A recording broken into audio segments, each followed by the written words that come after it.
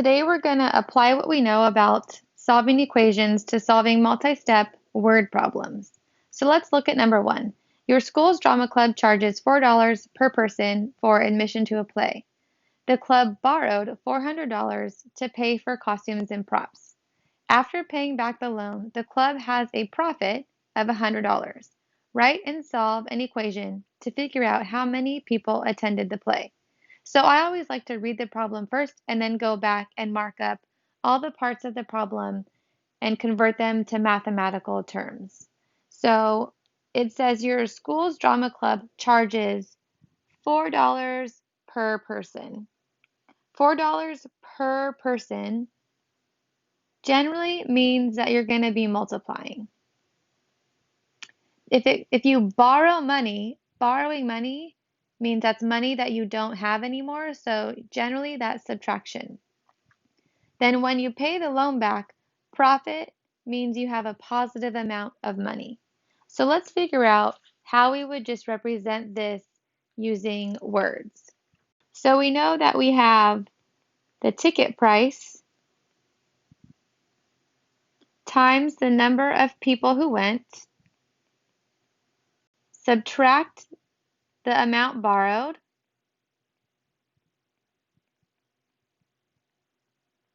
is going to be equal to the profit. So the ticket price was $4 per person, but we don't know how many people attended. So we're trying to figure out how many people attended the play. So that's going to be our X. And then if we subtract the amount borrowed was $400 and the profit was $100. So if we translate this equation, we have 4x minus 400 is equal to 100, where x is going to be equal to the number of people that attended. So now we just have a simple two-step equation. If we look at 4x minus 400 equals 100, all we have to do is add 400 to each side. That will give me 4x is equal to 500. After you divide by 4 on each side, you get an answer of x is equal to 125. That means that 125 people attended the play. Let's take a look at the next one. A repair bill for your car is $553. The parts cost $265. The labor cost is $48 per hour. Write and solve an equation to find the number of hours of labor spent repairing the car. So here we see again, we have this per hour. That's going to mean multiplication. And if you notice, it's asking us to find the number of hours. So let's underline that. Find the number of hours. That means that your variable, x, is going to represent number of hours. So here's what we have. We have the cost of the parts plus the cost per hour is equal to the total bill. So the cost for parts was $265. The cost per hour was 48 per hour, and I don't know how many hours that was because that's what I'm trying to find. So we can represent that as 48x equal to the total bill, which is $553. So to solve this, all you have to do is subtract 265 from each side. That will leave you with 48x is equal to 288. Last, we just divide each side by 48. This will give me an answer of x is equal to 6. So your answer is 6 hours for the labor. Okay, for number 3, we're going to write and solve an equation to find the high temperature x on Wednesday so that the mean high temperature for 5 days is 65 degrees Fahrenheit. So one of the key words in this problem is mean. Mean is the same as average.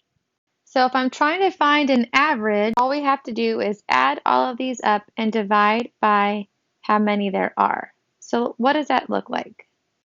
We would add 76 plus 70 plus x plus 68 plus 55, and we would divide all of that by 5 because there are 5 days.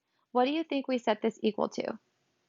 If we want the average or mean high temperature for the 5 days to be 65, that means we're going to set this equal to 65. To make things a little bit easier, I'm going to choose to combine my like terms in the numerator. So we're going to combine all the constants together. This will leave me with x plus 269 divided by 5 is equal to 65.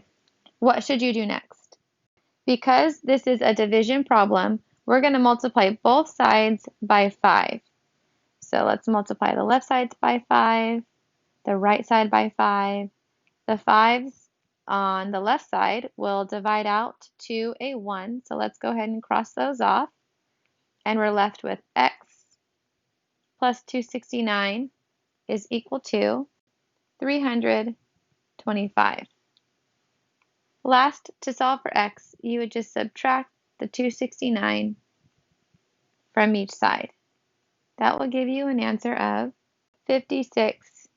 So to explain the answer in the context of the problem, that means that Wednesday's high temperature would be 56 degrees Fahrenheit, and that would give us an average temperature for the week of 65 degrees Fahrenheit. So this next problem is probably a lot more applicable to you because it involves quiz scores.